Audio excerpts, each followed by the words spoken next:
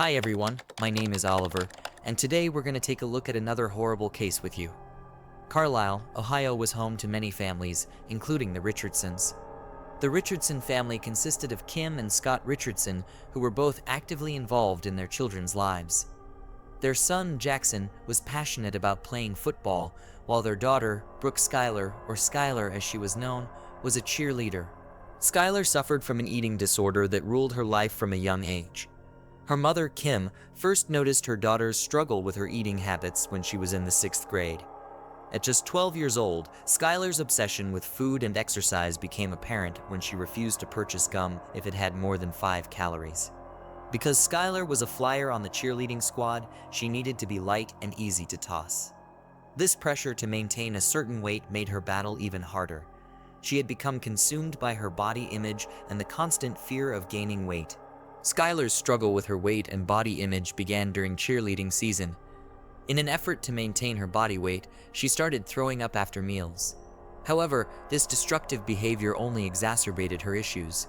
When cheerleading season was over, Skylar's struggle with her weight intensified. She would experience periods of binge eating, where she would consume excessive amounts of food in a short period. These episodes would often be followed by periods of starvation, where Skylar would restrict her food intake or engage in extreme diets. Skylar's parents noticed her changing behavior and were concerned for her well-being. They tried to approach her about their concerns, but Skylar would shut down whenever the topic was raised.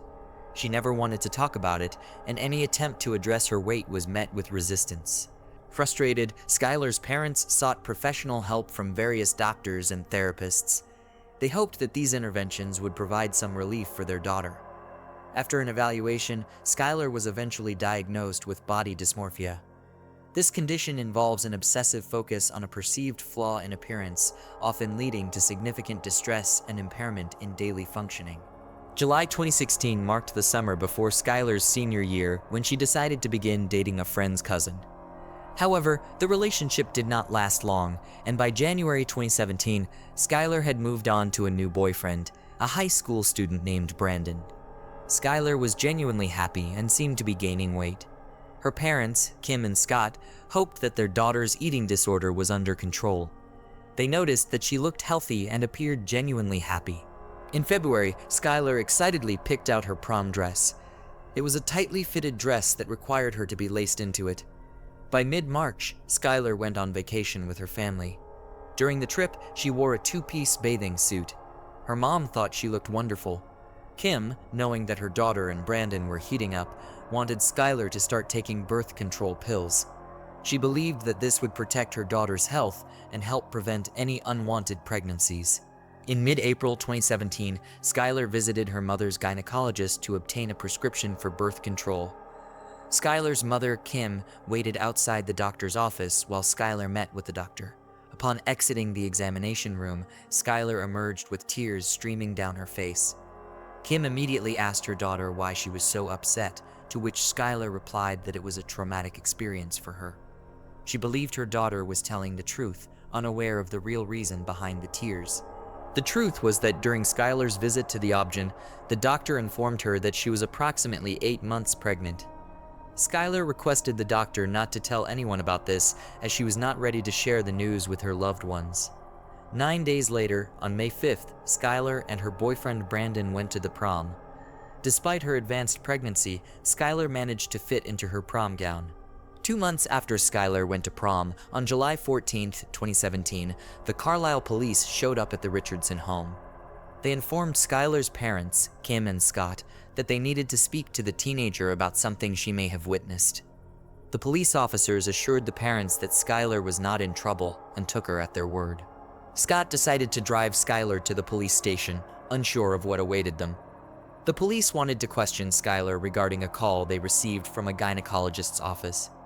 This OBGYN reported that one of their patients had given birth to a baby and buried the baby in the backyard. Upon receiving this information, the police promptly took Skylar into custody and brought her to an interrogation room. Skylar's father was not allowed in the room with her. Before initiating the interview, the police read Skylar her rights. They then proceeded to disclose the details of the call from the doctor's office. According to the caller, the doctor had informed them that on April 26th, Skylar had discovered that she was pregnant. However, when Skylar returned to the office, she reportedly disclosed that the baby was not alive, and she buried her in the backyard. During her interview, Skylar admitted to the police that she had given birth to a stillborn baby girl on May 7, 2017. Skylar stated that she had delivered the baby in the bathroom and noticed that the infant was not breathing and had no heartbeat. She explained that she felt the need to bury the baby and decided not to tell anyone about the incident. According to Skylar, she silently walked downstairs and retrieved a small garden shovel. She then dug a shallow grave in her backyard where she buried the baby to mark the spot and the memory of her child. Skylar placed a vase with a flower in it at the burial site. After questioning Skylar, the police informed her parents, Kim and Scott, about the real reason she had been brought to the station. Kim and Scott were shocked to learn that she had been pregnant, as they had no idea. They saw her every day and believed that she was unaware of her pregnancy. Upon hearing the news, Kim was heartbroken to discover that her daughter had faced this difficult situation alone. She expressed her sorrow at the fact that Skylar had to deliver the baby in the bathroom without anyone there to support her. Skylar informed her parents that she had named the baby Annabelle and claimed that the child's father was a close friend's cousin whom she dated briefly before Brandon. Crime scene investigators arrived at the Richardson home to conduct a search for the baby's remains. During the search for the baby's remains in the Richardson backyard, crime scene investigators removed weeds and brushed the ground to uncover the skeletal remains. The police were meticulous in their approach, carefully removing any debris that could hinder their investigation. Despite the challenges posed by the overgrown vegetation, they were able to uncover a significant amount of evidence. After removing the weeds and brushing the ground, the police discovered several bones, including pieces of the skull. These remains were meticulously collected and placed in small body bags to preserve any evidence. The investigators took great care to ensure that the integrity of the bones was maintained. One investigator later testified that the remains smelled. Another investigator confessed that the bones were so small that it was difficult to determine if they were collecting rock or bone. The coroner confirmed the discovery of hair and very small fingernails, but no organs or other identifiable items. After more than 5 hours of questioning, Skylar and her parents were allowed to return home. However, 6 days after the incident, the police contacted Skylar and informed her that she needed to come back again. They assured her father, Scott, that she was not in trouble. However, during the interview with Skylar, the police informed her that they had received new damaging information from the coroner's office. They claimed they had discovered more about the story than what Skylar had initially shared. The medical examiner who analyzed the remains stated that there was evidence to suggest that the baby's bones may have been burned. Skylar was bewildered when confronted with the statement that the baby was burned. She adamantly denied setting a fire, stating that she would never harm her child. The police, however, remained determined to get Skylar to admit to killing her baby girl and burning her remains to hide the evidence. In an attempt to elicit an admission, the police suggested that perhaps Skylar had tried to cremate the baby in order to keep the ashes off the premises. This suggestion only further confused Skylar, who was adamant that she did not burn the baby. However, suddenly, Skylar changed her story and told police she did have a lighter and may have used it to try and cremate her baby's remains. Additionally, Skylar stated that there is a possibility that the baby was born alive, as she made a gurgle or a noise and possibly even heard her cry. At one point, Skylar admitted to holding the newborn too tight, which may have contributed to the baby's death. During the hour-long interrogation, the police gathered sufficient evidence to arrest Skylar on a charge of reckless homicide. Their theory was that Skylar suffocated the baby. After presenting the case to a grand jury, she was eventually indicted and arrested for aggravated murder, a charge that carries a mandatory life sentence in Ohio. Skylar pleaded not guilty to the additional charges of voluntary manslaughter, abuse of a corpse, and danger to children. At her arraignment, she spent the weekend in jail until her family was able to secure a $50,000 bond. Skylar found herself at the center of a media firestorm following the tragic death of her child. From the moment her name emerged, the public judged and scrutinized everything she and her family did. The constant judgment and scrutiny took a toll on their well-being, leading them to retreat into the safety of their own home. However, the threats they received made it difficult for them even to step outside. Members of the public would take pictures of them, further fueling the frenzy and adding to the immense pressure they were under. The relentless public scrutiny became unbearable, engulfing every aspect of their lives. Despite her defense attorneys believing that Skylar gave a false confession and that her infant's death was not intentional, the prosecution remained steadfast in their approach. Despite mounting evidence contradicting their initial assessment, they pressed forward with their case. One of the key pieces of evidence in the prosecution's case was the initial report from the medical examiner, who stated that the remains had been burned. However, upon further examination, the medical examiner retracted her initial assessment. After carefully reviewing the baby's body, she declared that there was no evidence whatsoever of burning.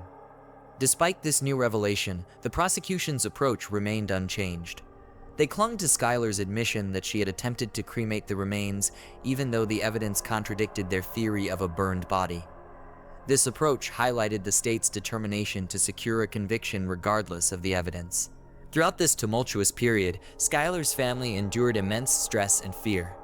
The public scrutiny and threats made their lives unbearable, and they struggled to navigate a world where every move they made was under the microscope. Skylar's defense attorneys worked tirelessly as the trial approached to defend her against the charges. Skylar's family was able to raise the $50,000 bail amount to secure her release on bond.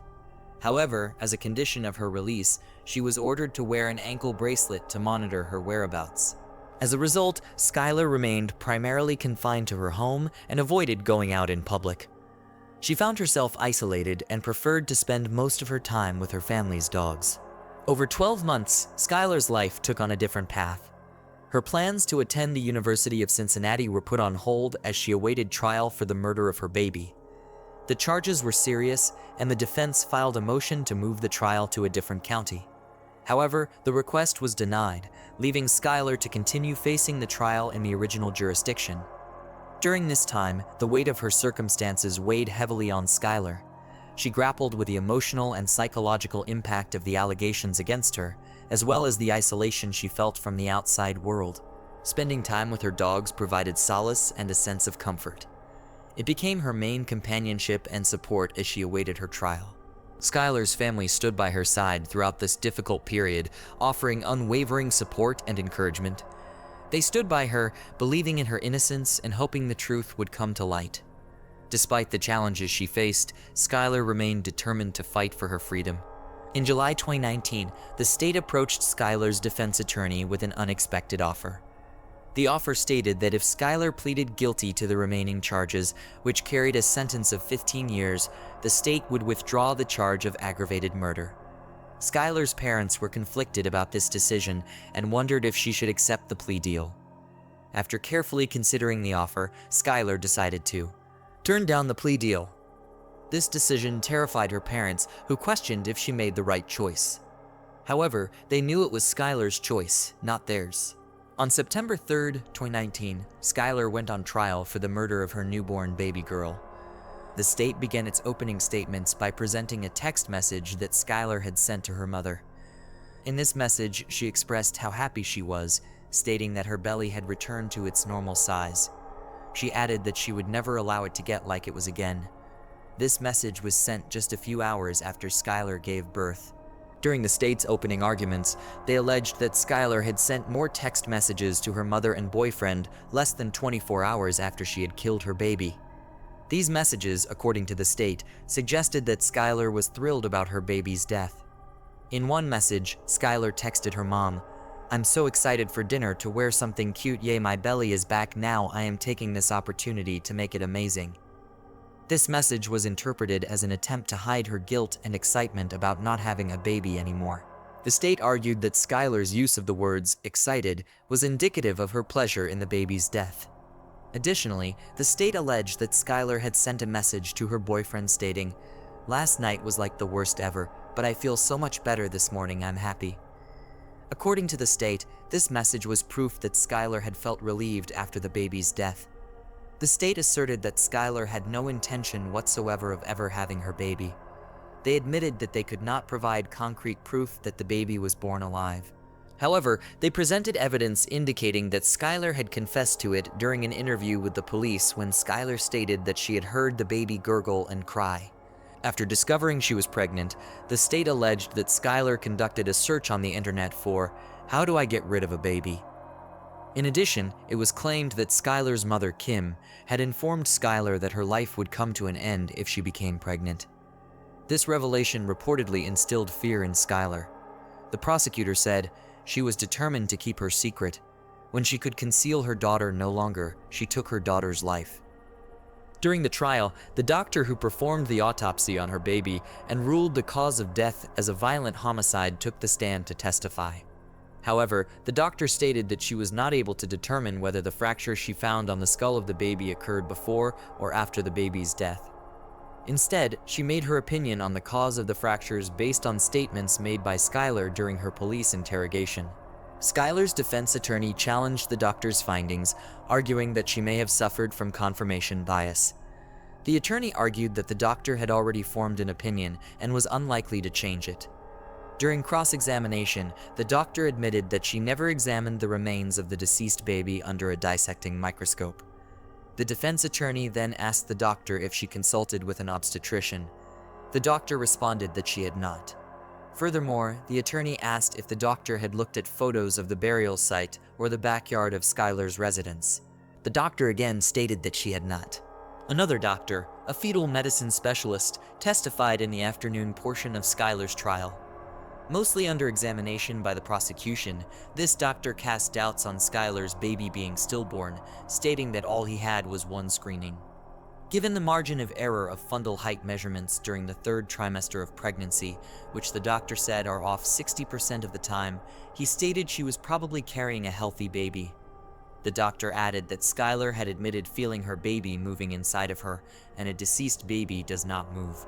He also cast doubt on the reports from a doctor who filed a report for the defense that said Skylar's baby likely had growth issues. During cross-examination by Skylar's attorney, the doctor was asked if the prosecution was paying him. He replied that he was given an amount of $5,000 a day because that's what it costs the practice if they have a doctor who's not there. As the prosecution presented its case against Skylar, shocking and heart-wrenching evidence unfolded in the courtroom.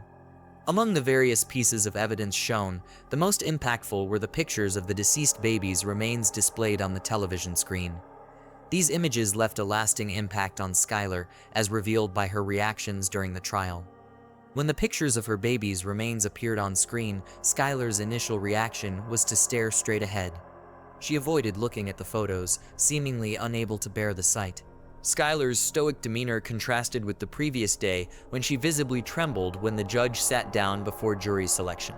When Skylar's defense attorneys presented their case, they argued that Skylar's life was far from perfect even before the accusation of murder. They claimed that much of what the prosecution presented were half-truths and argued that some of the texts presented in court were taken out of context. The defense argued that Skylar's frequent use of such text language did not imply that she committed the heinous crime of murdering her daughter. The defense attorneys also emphasized Skylar's mental health struggles, specifically highlighting her battle with an eating disorder since she was 12 years old. They presented evidence indicating that Skylar regularly visited a psychologist and nutritionist to address her eating disorder. To support their claims, they showed the jury pictures of Skylar depicting her at various stages of weight and appearance. These pictures included images of her rail-thin, as well as those where she appeared slightly heavier. According to her attorney, Skylar cradled the baby for hours while bleeding on the ground in the bathroom. They said, despite her physical state, she remained steadfast in her commitment to comfort and care for the lifeless body.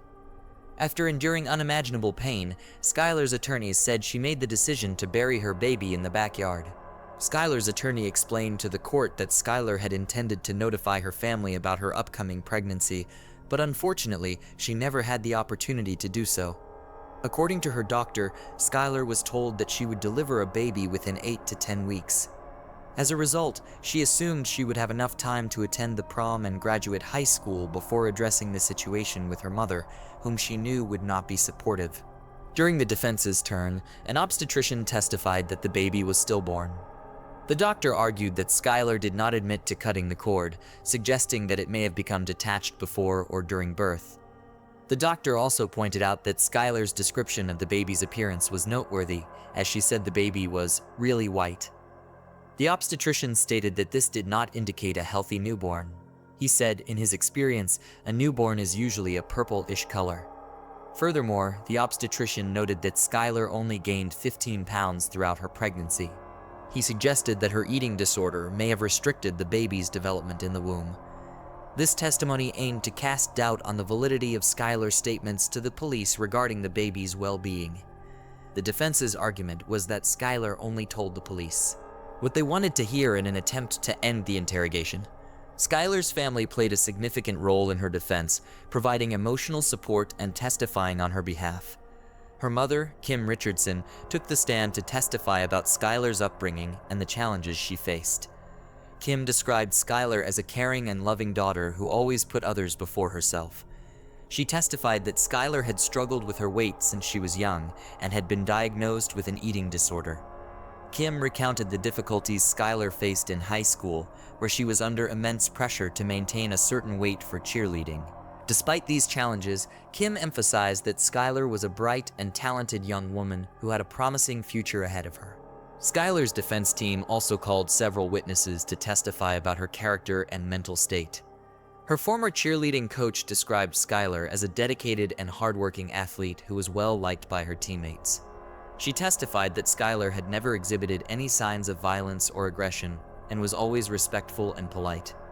Additionally, Skylar's therapist testified about her struggles with body image and self-esteem. She described Skylar as a sensitive and vulnerable young woman who was battling a severe eating disorder.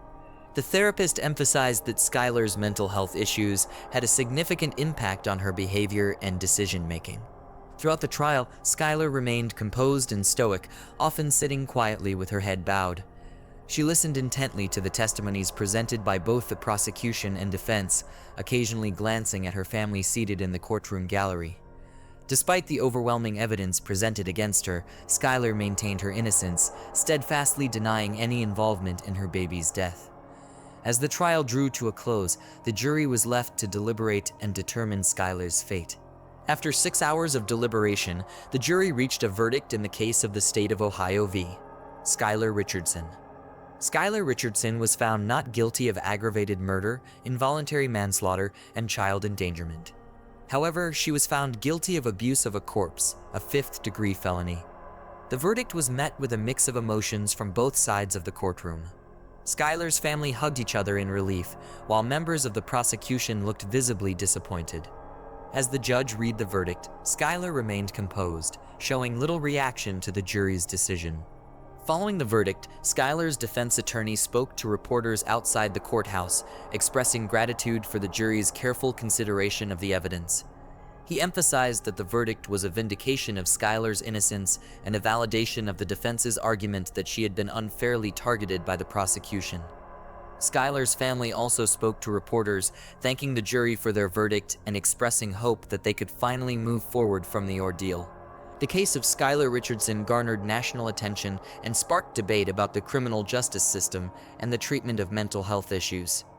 Many people expressed outrage over the way Skylar was portrayed in the media and believed that she had been unfairly demonized. Others argued that the verdict was a miscarriage of justice and that Skylar should have been held accountable for her actions. Despite the differing opinions, one thing remained clear. The case of Skylar Richardson was a tragic and complex tale of loss, grief, and ultimately, redemption.